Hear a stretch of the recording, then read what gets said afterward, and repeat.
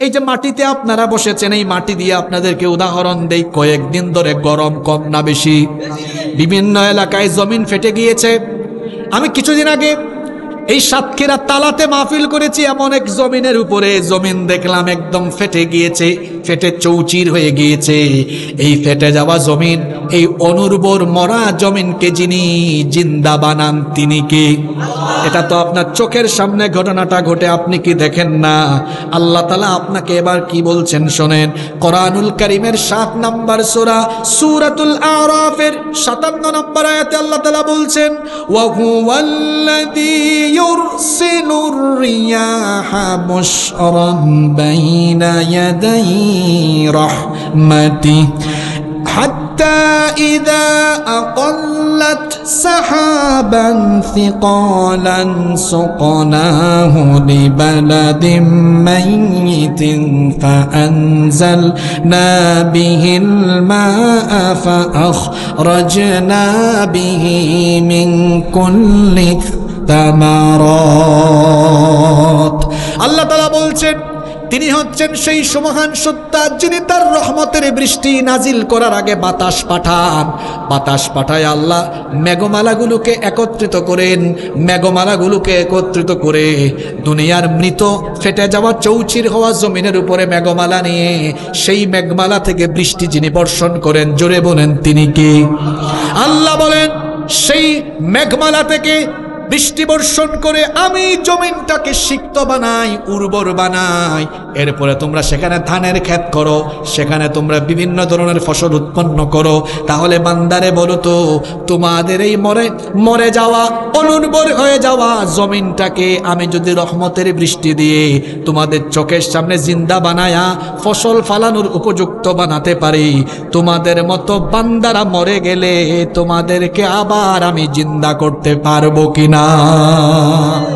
এবার আসেন আল্লাহ এই কথাটাই বলছেন, কাইফা তাকফুরুনা বিল্লাহি ওয়া কুনতুম আমওয়াতান ফাআহইয়াকুম সুম্মা ইউমীতুকুম সুম্মা ইউহয়ীকুম সুম্মা ইলাইহি তুরজাউন।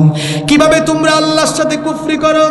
এই যে আমাকে বলা হয়েছে কিভাবে তোমরা সুদ খাও, ঘুষ খাও, নামাজ ছাড়ো, মা বোনেরা পর্দা ছেড়ে বেপর্দায় বের হও, যত ধরনের গুনাহ আছে সব ধরনের নাফরমানি তুমি কেমনে করো বান্দা? তুমি তো কিছুই ছিলে না, তোমাকে জীবন দিলাম, জীবন দেওয়ার পরে আমি মৃত্যু ঘটাবো, মৃত্যু দেওয়ার পরে তোমাকে আবার আমি জিন্দা করব, জিন্দা করে হিসাব চাইবো। কেন আজকে ওই পুনরুত্থান নিয়ে আলোচনা করলাম?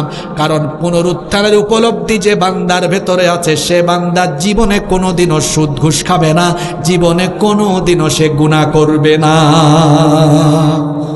যে ব্যক্তির অন্তরে এই বিশ্বাস আছে আমি আল্লাহর সামনে যাব, আল্লাহর সামনে দাঁড়াবো, তিনি আমাকে জিন্দা করবেন, বলেন তো আপনারা সে কি নামাজ কাজা করবে? আল্লাহ আমার হিসাব করবেন, আল্লাহ জীবিত করে আমাকে বলবেন তোমার সব হিসাব দাও। এই উপলব্ধি যার ভেতরে আছে ও কি সুদ খাবে? জোরে বলেন, সুদ খাবে? সুদ এমন নিকৃষ্ট গুনাহ, সুদের 70টারও বেশি গুনাহ আছে। এই 70টা গুনাহের মধ্যে নিম্ন পর্যায়ের গুনাহ হলো নিজের মার সাথে জিনা করা। নাউজুবিল্লাহ কইতে মন চায় না।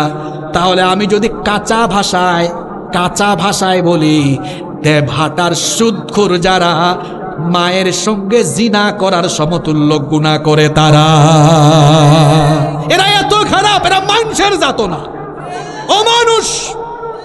কারণ সুদ খাওয়া মানে হলো নিজের মায়ের সাথে জিনা। ও কি মানুষ মায়ের সাথে যে জিনা করে? কথা কন না কেন আপনারা? এই পুনরুত্থান নিয়ে এত লম্বা আলোচনা আমি কেন করেছি? আরে আমাকে আল্লাহ জীবিত করবেন, আমি কবরে যাওয়ার সঙ্গে সঙ্গে জীবিত করে আমার হিসাব আরম্ভ হবে, আমার হিসাব শুরু হয়ে যাবে, আমাকে আল্লাহ বিচার করবেন। এই উপলব্ধি যার ভেতরে আছে, ও নামাজ ছাড়বে, মা বাবার সাথে বেয়াদবি করবে, ওই মহিলা বেপর্দায় চলবে, একই মানুষের হক নষ্ট করবে, আলেমদের সাথে বেয়াদবি করবে, নিরপরাধ মানুষকে অপরাধী বানায়া ফাঁসি দিবে, নিরপরাধীকে অপরাধী বানায়া সাজা ভোগ করাবে। কেন এত অন্যায়? কেন এত পাপাচার? কেন এত গুনাহ? কারণ পুনরুত্থানের উপলব্ধি আমার ভেতরে এখনো আসে। এজন্য আমার বাবারা, আমার ভাইয়েরা, সবাইকে অনুরোধ করব, আজকে এই সূরা বাকারার 28 নম্বর আয়াত উপলব্ধি করার চেষ্টা করুন। আল্লাহ বলছেন এক কথা এক আয়াতে, বান্দারে তুমি কিভাবে আমার সাথে নাফরমানি করো, কি করে আমার সাথে কুফরি করো। আয়াতের শেষে আল্লাহ বলেছেন সুম্মা ইহয়িকুম, তোমাকে তো তিনি আবার জীবিত করে সুম্মা ইলাইহি তুরজাউন, তার কাছে ফিরাই আনবেন। যার কাছ থেকে এসেছো তার কাছে যাওয়া, যার কাছ থেকে এসেছো তার কাছে যাওয়া, তার কাছে হিসাব দেওয়া, তার কাছে জবাব দেওয়া। এই জবাবদিহিতার অনুভূতি যার ভেতরে আছে সে কি কোনো প্রকার গুনাহে জড়াতে পারে? আজ এখন থেকে জবাবদিহিতার অনুভূতি আমাদের ভেতরে আমরা তৈরি করতে পারবো তো? জোরে বলেন, জবাবদিহিতার অনুভূতি তৈরি করতে পারবো তো? হ্যাঁ যুবক ভাইয়েরা, শেষ কথা শোনো।